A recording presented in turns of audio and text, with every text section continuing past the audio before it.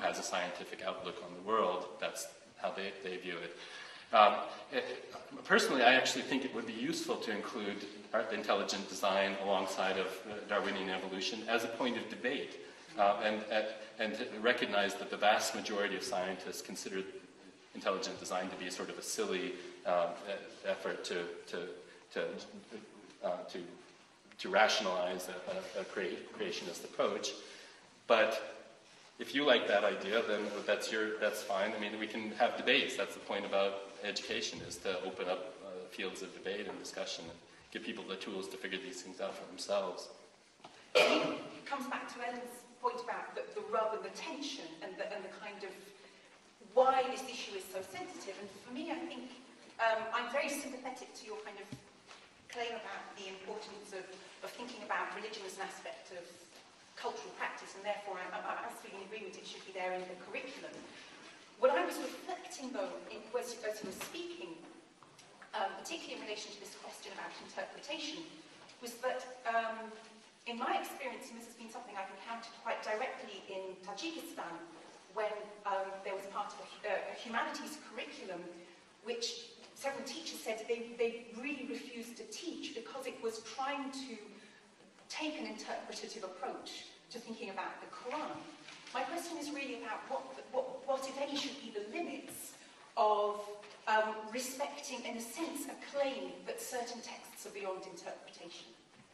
Because as I see it, that's the kind of rub of it, should we allow students, should we allow professors, potentially, to say, actually, this text, for me, is something that lies beyond the realm of interpretation, and therefore, I don't feel able to approach it in the realm of a humanities curriculum. Or should we rather, by focusing on practice, by focusing perhaps on religion as it's manifest in other aspects of life, trying to kind of bracket out the question of text and debates about textual authenticity? In the tradition of learning associated with Islam that developed right from the beginning, the debates about this question of interpretation were right out there front and center. And so anybody who today says that the Quran doesn't involve, our reading of the Quran doesn't involve interpretation, is also going against a long tradition of learning within the Islamic context. So that claim is, to me, analogous to saying that, I mean, the ceiling is up there, but I don't want to consider that it's held up by the walls or something like that. I mean, you have the right, of course, to say that you're not going to open up realms for your own exploration. But if our project in education is precisely to do that, to open up exploration of various kinds, then you can opt out of any discussion that you find uncongenial to yourself, but you can't say that other people shouldn't have those discussions. So it goes right against the very essence, I think, of what an education is about, to say, okay, I'm going to pretend that we don't, this is in my interpretation, the only possibility of pretending that you don't interpret the Quran. That is, in my worldview, it's impossible, and I mean this is a liberal education worldview, it's impossible to consider the text as something that doesn't require interpretation. If somebody wants to have that approach to the Quran, then that's fine, but you just can't do that in the context of liberal education, in my view. You've been in this context, I think you understand the religious context of Central Asia.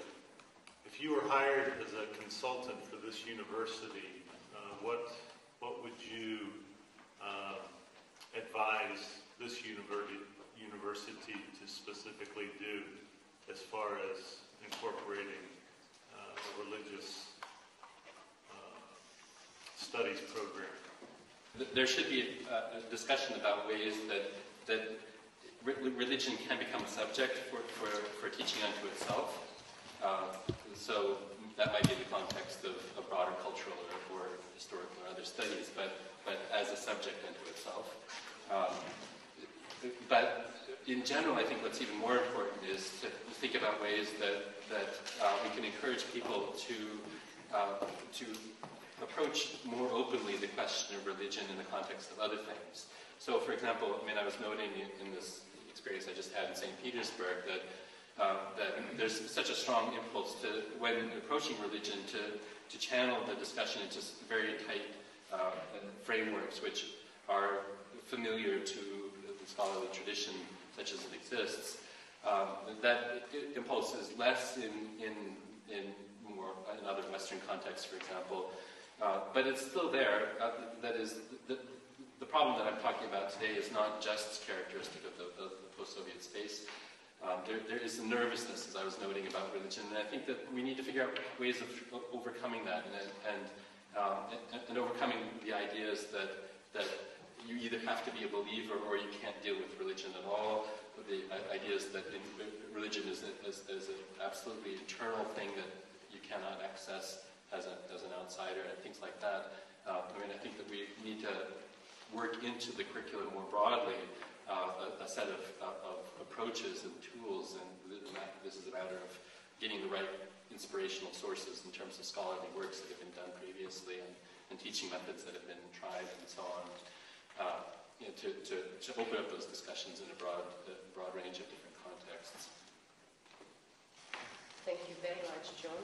And just before you are closed, I would like to remind you that tomorrow at 4 p.m. In the room 315, we can all continue our discussion with John.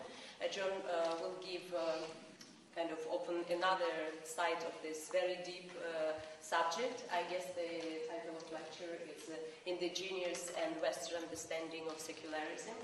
So you are all welcome tomorrow for this seminar as well. Thank you very much.